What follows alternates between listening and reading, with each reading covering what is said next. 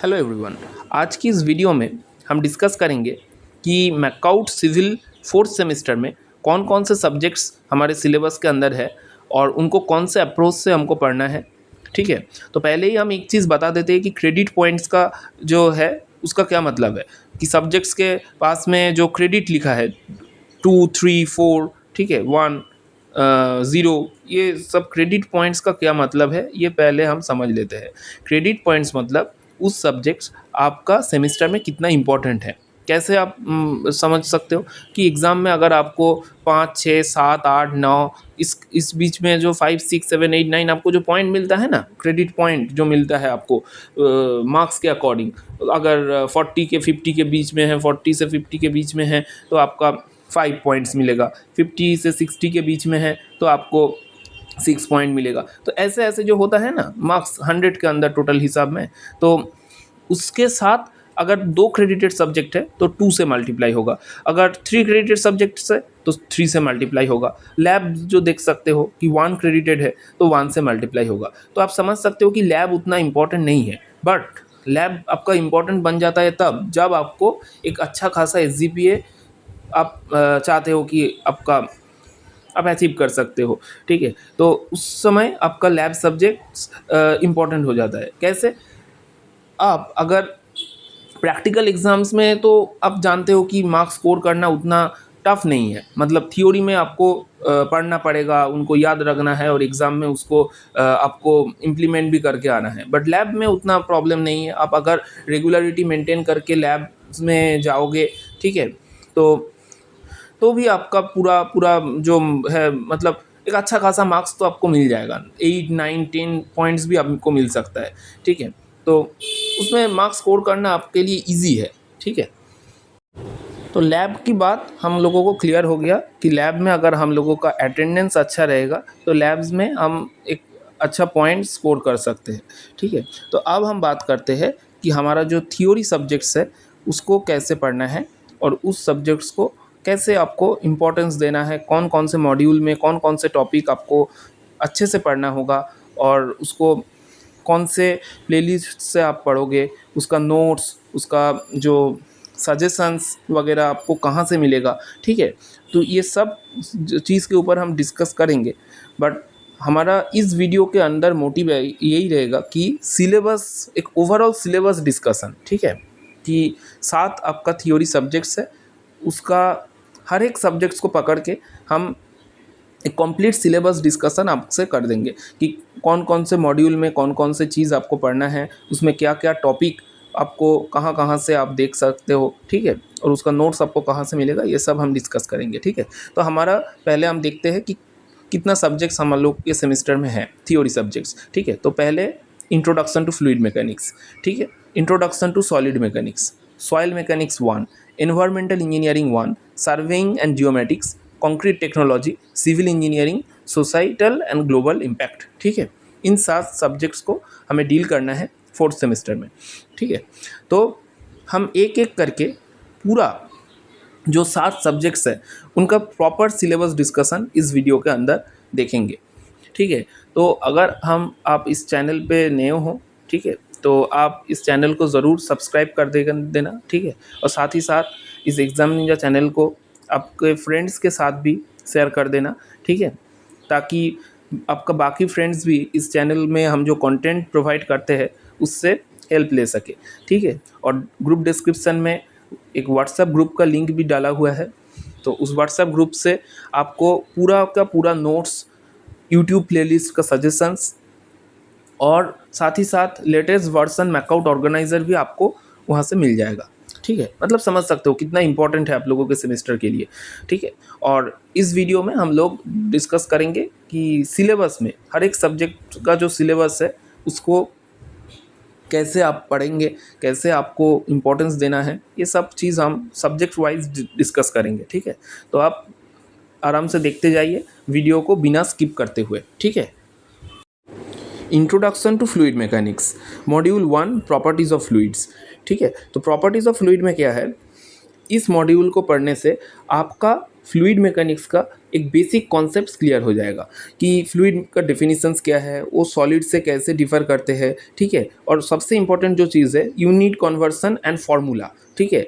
तो आप module 2 and onwards जो आपका मॉड्यूल्स रहेगा, तो उस मॉड्यूल्स के आपको जिस जिस मतलब नया नया कंपोनेंट्स आएगा, तो उस उन सारी कंपोनेंट्स का जो यूनिट कन्वर्सन है, फार्मूला है, ठीक है, उस सभी चीज़ को डायमेंशन है, तो इन सारी चीज़ को आप मॉड्यूल 1 में एक अच्छे तरीके से समझ सकते हो कि डेंसिटी क्या है, स्पेसिफिक वेट क्या है, स्पेसिफिक वॉल्यूम क्या है, इन सभी का definitions and unit and dimensions आपको एक सीट में लिख के रखना है। डेंसिटी का यूनिट, स्पेसिफिक वेट का यूनिट, स्पेसिफिक वॉल्यूम का यूनिट, स्पेसिफिक ग्रेविटी क्या होता है, उसका डेफिनेशंस एक लाइन में डेफिनेशन आप लिख के रखोगे, और साथ में आप उनका यूनिट एंड जो डेफिनेशंस के साथ यूनिट्स एंड उनका डायमेंशन लिख के रख सकते हो, ठीक है।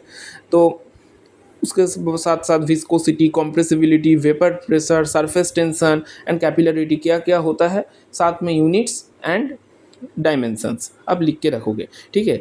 इस मॉड्यूल को अगर आप अच्छे से क्लियर करोगे तो नेक्स्ट मॉड्यूल ऑनवर्ड्स आपको फ्लूइड मैकेनिक्स बहुत आसान लगते रहेगा, ठीक है। तो फ्लूइड मैकेनिक्स का बेस भी आप मॉड्यूल 1 को कह सकते हो, ठीक है।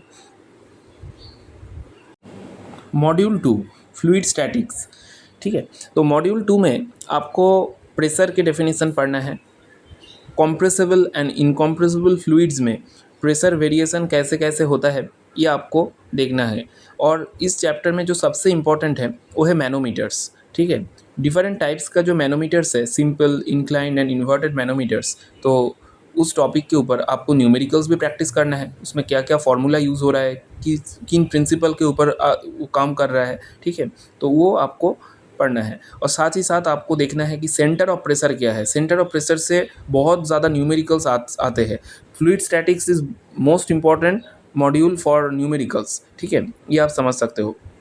डेफिनेशंस भी आते हैं। और मेटासेंट्रिक हाइट, मेटासेंटर क्या है, बहुत ही एक इम्पॉर्टेंट सा टॉपिक है, ठीक है। मेटासेंटर के ऊपर आपको एक अच्छी खासा जानकारी रखना पड़ेगा, ठीक है। तो ये दिस इज़ ऑल अबाउट आपका फ्लूइड स्टैटिक्स, ठीक है। Module 3 fluid kinematics. इस मॉड्यूल में आपको पढ़ना है टाइप्स ऑफ फ्लो, मतलब स्टेडी, अनस्टेडी एंड जो मोस्ट इम्पॉर्टेंट है कि 1D, 2D and 3D flow क्या होता है, उसके बारे में आपको जानकारी लेना है। साथ में आपको ये भी जानना है कि stream line, streak line, path line क्या होता है। और कॉन्टीन्यूटी इक्वेशन, ये तो आपका बहुत जगह में काम आएगा। अगर आप कॉम्पिटिटिव एग्ज़ाम्स के लिए भी प्रिपरेशन करते हो, तो कॉन्टीन्यूटी इक्वेशन से बहुत मतलब एक इम्पॉर्टेंट यहाँ पे टॉपिक है। फ्लूइड काइनेमेटिक्स के अंदर भी और टोटल फ्लूइड मैकेनिक्स में भी कॉन्टीन्यूटी इक्वेशन बहुत सारे जगह में काम आएगा। अब जब ओपन चैनल फ्लो में जाओगे तो वहाँ पे भी कॉन्टीन्यूटी इक्वेशन, मोमेंटम इक्वेशन का यूजेस है। तो इसका बेसिक कॉन्सेप्ट्स आपको इस मॉड्यूल से क्लियर कर लेना है, ठीक है। और साथ में यूलेरियन एंड लैग्रेंजियन अप्रोच जो है, ठीक है, उसके ऊपर भी आपको जानकारी लेना है, ठीक है। और फ्लूइड काइनेमेटिक्स का क्या एप्लीकेशन है, वो आपके थियोरी एग्जाम के तौर में आ सकते हैं, ठीक है। तो most important topics from module 3 is continuity equation, momentum equation and steady unsteady flow के जो डेफिनेशन है वो, and 1D, 2D and 3D flow के ऊपर आपको डिस्कस करना है, ठीक है। तो इन सब हमारा this is all about module 3 fluid kinematics, ठीक है। Module 4 fluid dynamics. तो फ्लूइड डायनामिक्स में सबसे इंपॉर्टेंट जो टॉपिक है वो है बर्नौलीज इक्वेशन। बर्नौलीज इक्वेशन कैसे डेवलप हुआ, ठीक है। बर्नौलीज इक्वेशन में कौन कौन से कंपोनेंट्स है, pressure head, velocity head, datum head, ठीक है। एंड बर्नौलीज इक्वेशन का applications, venturimeter, orifice meter, pitot tube, ठीक है। इन सभी चीज़ के ऊपर आपको अच्छा खासा ध्यान देना है। और साथ में आपको देखना है कि hydraulic gradient line and energy line क्या होता है, और उसका एक डायग्राम है जो बहुत ही इंपॉर्टेंट है आपको एग्जाम पॉइंट ऑफ व्यू से, तो ये भी आपको देखना पड़ेगा, ठीक है। तो फ्लूइड डायनामिक्स में सबसे इंपॉर्टेंट जो चीज़ आपको पढ़ना है वो है बर्नौलीज इक्वेशन, क्योंकि बर्नौलीज इक्वेशन का एप्लीकेशन आप जब मॉड्यूल 5 में जाओगे तो वहाँ पे भी आपको बर्नौलीज इक्वेशन का एप्लीकेशन देखने को मिलेगा। तो बर्नौलीज इक्वेशन से ही पाइप फ्लो का बहुत सारा इक्वेशंस डेवलप हुआ है, तो आप समझ सकते हो कि कितना इंपॉर्टेंट है बर्नौलीज इक्वेशन। मॉड्यूल 4 के मुताबिक तो है ही, एंड सेमेस्टर एग्जाम में भी बर्नौलीज इक्वेशन से बहुत सारा क्वेश्चंस न्यूमेरिकल फ्रेम हुआ है, ठीक है। तो बहुत इंपॉर्टेंट टॉपिक है, ये आपको अच्छे से करना है। So this is all about module 4 आपका जो है फ्लूइड डायनामिक्स, ठीक है। मॉड्यूल 5 डायमेंशनल एनालिसिस एक बहुत ही स्कोरिंग मॉड्यूल है। Buckingham pi theorem, dimensional homogeneity, model analysis, correction and experimental data, ये सभी चीज़ बहुत ही आसान है। आप यूट्यूब से बकिंघम पाई थ्योरम देख सकते हो, ठीक है। मॉडल एनालिसिस भी बहुत आसान है, आप अगर कर सकते हो ये मॉड्यूल अच्छे से तो बहुत स्कोरिंग है, और एग्ज़ाम में हर एक बार ही इससे क्वेश्चन देखने को मिलता है, ठीक है। तो this is all about module 5 dimensional analysis. Module 6 flow through pipe. तो यहाँ पे आपको सबसे पहले देखना है कि लैमिनार एंड टर्बुलेंट फ्लो क्या होता है। यहाँ पे आपको देखने को मिलेगा रेनॉल्ड्स नंबर के बारे में, ठीक है। और साथ में जो सबसे इम्पोर्टेंट है डार्सी विचबैक इक्वेशन, ठीक है। और यहाँ पे सिलेबस में मेंशन नहीं है हैज़न पॉयलेस्टर इक्वेशन, जो पाइप फ्लो में बहुत ही एक इंपॉर्टेंट टॉपिक है। लैमिनार टर्बुलेंट फ्लो आप जब पढ़ोगे तो आप देखने को मिलेगा कि हैज़न पॉयलेस्टर इक्वेशन, इससे हमारे यूनिवर्सिटी में भी बहुत बार क्वेश्चंस पूछा गया है हैज़न पॉयलेस्टर इक्वेशन से, ठीक है। तो यहाँ पे आपको बाउंड्री लेयर कॉन्सेप्ट्स के ऊपर एक आइडिया ले लोगे, और साथ में जो माइनर लॉसेस है, ठीक है, जो यहाँ पे माइनर लॉसेस पाइप फ्लो में जो माइनर लॉसेस है, फ्रिक्शन फैक्टर है, इन सब चीज़ के ऊपर भी आपको यहाँ पे जानकारी मिलेगा मॉड्यूल 6 में फ्लो थ्रू पाइप्स। बट यहाँ पे मोस्ट इंपॉर्टेंट टॉपिक है डार्सी विचबैक इक्वेशन, ठीक है। और यूट्यूब प्लेलिस्ट हम व्हाट्सएप ग्रुप में डाल देंगे कि कौन कौन से यूट्यूब चैनल से आपको पढ़ना है, ठीक है। Module 7 pipeline systems. तो मॉड्यूल 7 में आपको सीरीज पैरेलल कनेक्शंस क्या होता है पाइप्स में, वो आपको देखना होगा। इक्विवेलेंट पाइप्स में जो सीरीज और पैरेलल में है वो कैसे उनका इक्विवेलेंट रिलेशन है, ठीक है। आप ओहम्स लॉ तो पढ़े हुए हो पहले, जब आप फिजिक्स थे, जो लोग 11-12 में फिजिक्स पढ़े हैं इक्विवेलेंट सर्किट के ऊपर, तो उनको लोगों का आइडिया है। तो पाइप फ्लो भी उन जैसा ही है, पाइपलाइन सिस्टम, ठीक है। इक्विवेलेंट का जो इक्वेशन है वो कैसे आ रहे हैं, तो उसके बारे में आपको थोड़ा आइडिया रखना है। न्यूमेरिकल्स आते हैं इनसे, ठीक है। ब्रांचिंग पाइप सिस्टम के ऊपर भी आपको देखना है। This is all about module 7।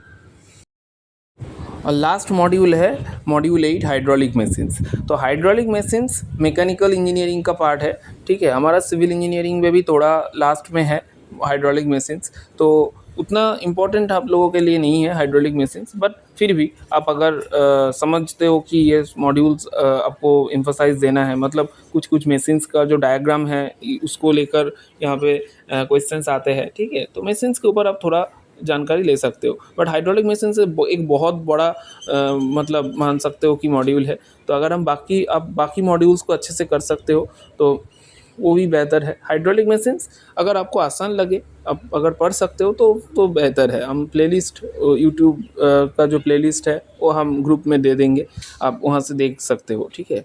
But hydraulic machines एक बहुत बड़ा टॉपिक होता है। So this is all about your fluid mechanics syllabus discussion. Next अगर हम बात करते हैं इंट्रोडक्शन टू सॉलिड मैकेनिक्स, तो इंट्रोडक्शन टू सॉलिड मैकेनिक्स में यूनिट 1 आपका है जो basic stress strain and beam statics. तो इसमें आपको हुक्स लॉ एंड जो सबसे इंपॉर्टेंट पार्ट इस मॉड्यूल से है shear force and bending moment diagrams, SFD and BMD. This is the pillar of your whole structural engineering. Next semester में आपको स्ट्रक्चरल एनालिसिस 1 है, 6 सेमेस्टर में स्ट्रक्चरल एनालिसिस 2 है, एंड पूरा स्ट्रक्चरल इंजीनियरिंग। अब कोई भी कॉम्पिटिटिव एग्जाम्स को उठा लीजिए, कोई भी आप इंटरव्यू की बात कीजिए, पूरा स्ट्रक्चरल इंजीनियरिंग का बेस है आपका जो एसएफडी एंड बीएमडी। तो बहुत अच्छे से आपको ये shear force and bending moment diagram समझना है, ठीक है। और साथ में आपको यहाँ पे देखना है कि स्ट्रेस स्ट्रेन डायग्राम कैसे ड्रॉ होता है, डक्टाइल मटेरियल, ब्रिटल मटेरियल, ये भी एक बहुत इंपॉर्टेंट पार्ट है स्ट्रेस स्ट्रेन डायग्राम, ठीक है। तो ये भी आपका जब आप डिज़ाइन ऑफ स्टील स्ट्रक्चर या फिर और भी हायर सेमेस्टर्स के सब्जेक्ट्स को देखोगे तो स्ट्रेस स्ट्रेन डायग्राम एक बहुत ही इंपॉर्टेंट पार्ट है, ठीक है। डक्टाइल मटेरियल के लिए कैसे स्ट्रेस स्ट्रेन डायग्राम है, ब्रिटल मटेरियल के लिए कैसे स्ट्रेस स्ट्रेन डायग्राम हो रहा है, ठीक है। Elastic limit, yield stress and ultimate stress, ये सब चीज़ आपको अच्छे से पढ़ना है, ठीक है। मतलब इसका डेफिनेशंस, इसका जो फॉर्मूला है एंड यूनिट कन्वर्सन्स, ठीक है। तो ये है यूनिट 1 जो आपको अच्छे से पढ़ना है, ठीक है। सो यूनिट 1 में आपको दो चीज़ बहुत अच्छे से पढ़ना है। पहले तो स्ट्रेस स्ट्रेन डायग्राम, उसमें प्रोपोर्शनलिटी लिमिट क्या होता है, यील्ड लिमिट क्या होता है, ठीक है। और साथ में आपको shear force and bending moment diagram जो टॉपिक है उसको अच्छे से पढ़ना पड़ेगा, ठीक है। इससे आपको young modulus, bulk modulus and shear modulus और उनके बीच में जो रिलेशनशिप्स है उसके बारे में भी पता होना चाहिए, क्योंकि इस टॉपिक से बहुत सारा न्यूमेरिकल्स भी आपको एग्ज़ाम में देखने को मिलेगा, ठीक है। Unit 2 beam bending. Beam bending में आपको मोमेंट ऑफ इनर्शिया इस टॉपिक को अच्छे से पढ़ना है।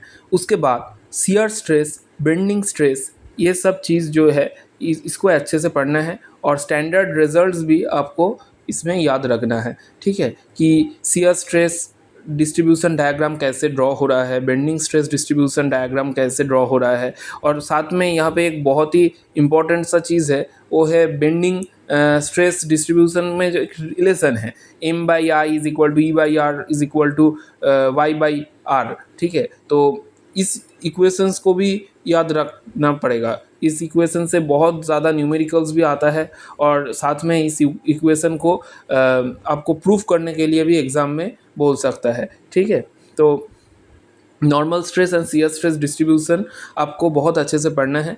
और स्ट्रेस डिस्ट्रीब्यूशन मतलब shear stress and bending stress, ये दो स्ट्रेस डिस्ट्रीब्यूशन आप अच्छे से पढ़ोगे इस मॉड्यूल में, ठीक है। This is all about unit 2 beam bending. Unit 3 deflection of beam.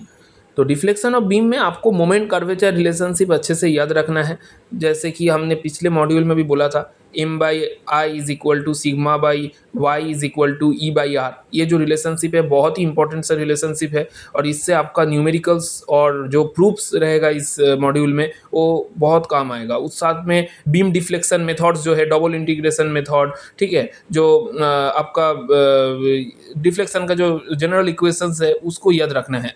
तो यहाँ पे आपको जो डबल इंटीग्रेशन मेथड है, मोमेंट एरिया मेथड है, ठीक है, तो ये मेथड्स को आपको देखना है। और स्टैंडर्ड जो रिजल्ट्स है, मतलब सिंपली सपोर्टेड बीम्स के लिए डिफ्लेक्शन और स्लोप कैसे कैसे होता है, ये सब आपको यहाँ पे देखना है, ठीक है। स्लोप डिफ्लेक्शन के स्टैंडर्ड रिजल्ट्स आपको याद रखना है। ये आपको शॉर्ट क्वेश्चंस में भी काम आएगा, न्यूमेरिकल्स डायरेक्ट इससे फार्मूला से पूछा जाता है, ठीक है। तो ये बहुत ही इंपॉर्टेंट सा पार्ट है डिफ्लेक्शन ऑफ बीम्स, ठीक है। और यहाँ पे बहुत मेथड्स भी है, 4 मेथड्स आपको है, ठीक है। Double integration method, moment area method, ये सब कुछ आपको अच्छे से यहाँ पे पढ़ना है, ठीक है। तो this is all about unit 3 deflection of beam. Unit 4 ट्रास। तो ट्रास में आपको determination of ट्रास, method of joint, method of sections, जो आप पिछले सेमेस्टर में इंजीनियरिंग मैकेनिक्स में भी करे थे, ये यहाँ पे भी वो करना है। Method of joint, method of section और कैलकुलेशन ऑफ मेंबर फोर्सेस, ये सब मॉड्यूल 4 में करना है। ये आप इंजीनियरिंग मैकेनिक्स में कुछ कुछ पढ़े हुए हो, ठीक है। Unit 5 two dimensional stresses. तो यहाँ पे आपको जो principal stresses and shear stresses, उसका स्टैंडर्ड रिजल्ट्स कैसे आ रहा है उसको प्रूफ करना पड़ेगा। और साथ में अगर मान लीजिए आपका प्लेन 45 डिग्री से इंक्लाइंड है या फिर किसी और एंगल से इंक्लाइंड है, तो कैसे कैसे चेंजेस हो रहा है इक्वेशंस में, ये आपको अच्छे से देखना है। साथ ही साथ आपको मोर सर्कल के ऊपर भी एक कॉन्सेप्ट इस मॉड्यूल से मिलेगा। तो this is all about your unit 5। Unit 6 thin cylindrical and spherical shells, मतलब प्रेशर वेसल। तो यहाँ पे आपको हुप स्ट्रेस के बारे में आइडिया मिलेगा, लॉन्गिट्यूडनल स्ट्रेस के बारे में आइडिया मिलेगा। तो आपको सिलिंड्रिकल और स्फेरिकल दोनों के लिए ही ये जो फार्मूलाज है उसको याद रखना होगा। वॉल्यूमेट्रिक चेंज कैसे हो रहा है, प्रेशर वेसल्स को जो बेसिक्स कॉन्सेप्ट आपको यहाँ पे मिलेगा। तो ज़्यादातर ये पार्ट मैकेनिकल के लिए इंपॉर्टेंट होता है, बट हमारे सिलेबस में है और इस मॉड्यूल को भी आपको अच्छा खासा ध्यान देना है, क्योंकि पिछले बार में भी हमने देखा था कि प्रेशर वेसल से 40 मार्क्स के ऊपर क्वेश्चंस आ गया था। इसलिए आप समझ सकते हो कि इस मॉड्यूल भी हमारे सिलेबस में है और इसको भी हमको इम्पोर्टेंस देना है। अब आप इसको छोड़ नहीं सकते हो, ठीक है। Unit 7 torsion. तो in this module torsion in circular shafts and torsion equation is the most important topic from this module. ठीक है, तो टॉर्सन इक्वेशन आपको इस मॉड्यूल से अच्छे से पढ़ना है। शियर स्ट्रेस टॉर्सन के लिए कैसे हो रहा है इसको भी आपको यहाँ पे देखना है। ठीक है, और साथ में एक बहुत इम्पॉर्टेंट चीज़ यहाँ पे जो है कि टॉर्सन इक्वेशन से आपका जो हर एक टर्म के बारे में थोड़ा बहुत आइडिया, ठीक है, इसके बदौलत आप न्यूमेरिकल सॉल्व करने वक्त प्रॉब्लम में ना पड़ो। ठीक है, हॉलो सैप्ट के लिए कैसे इक्वेशंस हो रहा है, ठीक है, और आपको सॉलिड सैप्ट्स के लिए कैसे हो रहा है। ठीक है, तो ये सब चीज़ आपको यहाँ पे देखना है अच्छे से। ठीक है, तो this is all about unit 7 torsion. और आपका आखिरी मॉड्यूल जो है वो है कॉलम्स। तो कॉलम्स में यूलर्स इक्वेशन और उसका जो एंड कंडीशंस है, मतलब फिक्स्ड होने पर क्या होगा, हिंज्ड होने पर क्या होगा, क्रिटिकल लोड क्या है। ठीक है, और यूलर्स थ्योरी की लिमिटेशंस जो है वो थ्योरी क्वेश्चंस के बदौलत आ सकता है, और एक्सेंट्रिक लोडिंग एप्लीकेशंस कैसे कैसे हो रहा है, ये सब आपको यहाँ पे देखना है। और कॉलम्स की जो कॉन्सेप्ट्स है ये जब आप 5th सेमेस्टर में आरसीसी पढ़ोगे, रेनफोर्स सीमेंट कंक्रीट, तो वहाँ पे भी बहुत काम आएगा। So this is one of the most important module from your civil engineering point of view। ठीक है, तो this is all about our solid mechanics syllabus. So solid mechanics का कंप्लीट सिलेबस हम लोगों ने डिस्कस कर लिया है। ठीक है, तो सॉइल मैकेनिक्स 1, तो सॉइल मैकेनिक्स 1 में मॉड्यूल 1 में हमको पढ़ना है फिजिकल प्रॉपर्टीज ऑफ सॉइल। तो सॉइल फॉर्मेशन तो थ्योरी पार्ट है, किस टाइप के से सॉइल फॉर्म हो रहा है, ट्रांसपोर्टेड सॉइल, ठीक है, स्पेशल सॉइल्स जो है black cotton soil, laterite soil, ये सब आप देखना होगा। और सबसे इंपॉर्टेंट जो है 3 फेज सिस्टम सॉइल, वाटर और एयर को लेके। ठीक है, साथ में आपको देखना है कि void ratio, porosity, degree of saturations क्या होते हैं, उसमें क्या क्या इंटर रिलेशंस है, ये आपको देखना है। इंडेक्स प्रॉपर्टीज़ में सिप साइज़ क्या क्या होते हैं, सिव एनालिसिस जो है, एटरबर्ग लिमिट बहुत इंपॉर्टेंट है, liquid limit, plastic limit, shrinkage limit. साथ ही साथ सॉयल क्लासिफिकेशंस में आपको आईएस स्टैंडर्ड क्लासिफिकेशन देखना है, प्लास्टिसिटी चार्ट्स। ठीक है, ये सब चीज़ बहुत इंपॉर्टेंट है। और सबसे ज़्यादा जो इंपॉर्टेंट है वो आपके जो इंटर रिलेशंस है, डिफरेंट कंपोनेंट्स जो आप देख रहे हो ना, void ratio, porosity, degree of saturation, unit weight आएगा, यहाँ पे लिखा हुआ नहीं है सिलेबस में बट वो भी पढ़ना है, यूनिट वेट। तो ये सब आपके सिलेबस के अकॉर्डिंग है और बहुत इंपॉर्टेंट है। ठीक है, तो इन सब चीज़ के बीच में जो इंटर रिलेशंस है ये इसको प्रूफ भी देखना है और साथ में इसके बारे में थोड़ा आइडिया भी लेना है। ठीक है, तो this is all about your unit 1। Module 2 soil hydraulics. तो सॉयल हाइड्रोलिक्स में आपको जो मोस्ट इंपॉर्टेंट टॉपिक यहाँ पे पढ़ना है टोटल स्ट्रेस, पोर वाटर प्रेशर, इफेक्टिव स्ट्रेस और उसके बीच में जो इंटर रिलेशन है। ठीक है, और साथ में आपको सॉयल का जो कैपिलरी एक्शन है वो भी पढ़ना है, और साथ में यहाँ पे क्विक्स एंड कंडीशन बहुत ही इंपॉर्टेंट टॉपिक है। ठीक है, तो this is all about your module 2 soil hydraulics. Module 3 permeability. तो यहाँ पे Darcy's law, Q is equal to KIA। ठीक है, और साथ में आपको जो परमिएबिलिटी किसके फैक्टर्स के ऊपर डिपेंडेंट है ये देखना है, और साथ में दोनों टेस्ट यहाँ पे जो इंपॉर्टेंट है, falling head and constant head permeability test, fine grain के लिए फॉलिंग हेड और कोर्स ग्रेन सॉइल के लिए कांस्टेंट हेड टेस्ट। तो ठीक है, तो ये सब चीज़ यहाँ पे मॉड्यूल 3 से आपको देखना है। ठीक है, और यहाँ पे और एक चीज़ आपको देखना है जो है डिस्चार्ज वेलोसिटी, सीपेज वेलोसिटी क्या होता है। ठीक है, उसमें बीच में क्या रिलेशन है। ठीक है, ये आपको यहाँ पे देखना है। Module 4 seepage analysis. तो यहाँ पे सबसे जो इम्पोर्टेंट चीज़ है यहाँ पे फ्लो नेट।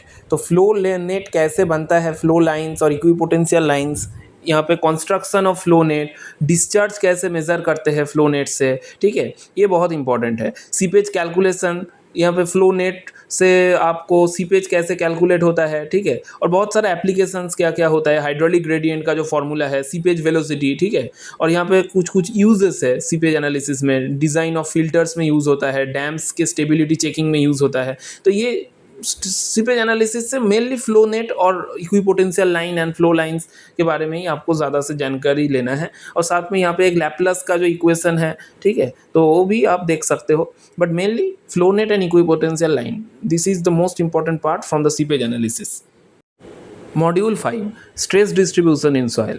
तो यहाँ पे दो इम्पॉर्टेंट थियोरीज है जो हर एक बार एग्जाम में आता है, बॉजिनेक्स और वेस्टरगार्ड थ्योरी। ठीक है, उसका एजम्पशंस क्या क्या है, थ्योरी में मेन पार्ट क्या क्या बोला गया था। ठीक है, ये सब आपको देखना है, और उसका जो न्यूमेरिकल इक्वेशन है वो भी आपको याद रखना है। ठीक है, और साथ में जो न्यूमार्क्स चार्ट है, equivalent point load, line load और सर्कुलर रेक्टेंगुलर लोड के कारण क्या क्या चेंजेस आ रहा है बॉजिनेक्स और वेस्टरगार्ड थ्योरी में। ठीक है, ये आपको यहाँ पे देखना है। ठीक है। और बॉसिनेक्स और वेस्टरगार्ड थ्योरी में कौन सा आपका मोर अप्रोप्रिएट है, ये एक बहुत इंपॉर्टेंट सा क्वेश्चन है सेमेस्टर एग्जाम के लिए, ठीक है। तो ये सब चीज़ हम बाद में भी डिस्कस कर सकते हैं, but in this video this is dedicated only for the syllabus discussion, ठीक है। तो सिलेबस में हमको या इस चीज़ को अच्छे से पढ़ना है, बॉसिनेक्स और वेस्टरगार्ड थ्योरीज का एजम्पशन एंड उसका जो इंटर रिलेशंस है, ये आपको अच्छे से पढ़ना है, ठीक है। तो this is all about module 5 stress distribution in soil. Module 6 shear strength of soil. तो पहले आपको मोर कूलम थ्योरी, जो आप सॉम में भी पढ़ रहे हो, मोर कूलम थ्योरी के बारे में पढ़ना है। टाउ और जो कोहेसन और एंगल ऑफ इंटरनल फ्रिक्शन, इसके बारे में आपको याद जानकारी लेना है, ठीक है। और साथ में जो इंपॉर्टेंट टेस्ट्स है, direct shear test, triaxial test, unconfined compression test and vane shear test, इनका पूरा एपरेटर्स, इक्वेशन, मॉडिफिकेशन क्या क्या हो रहा है, सब कुछ आपको यहाँ पे पढ़ना है। और कुछ कुछ एप्लीकेशंस है वो भी आपको देखना है।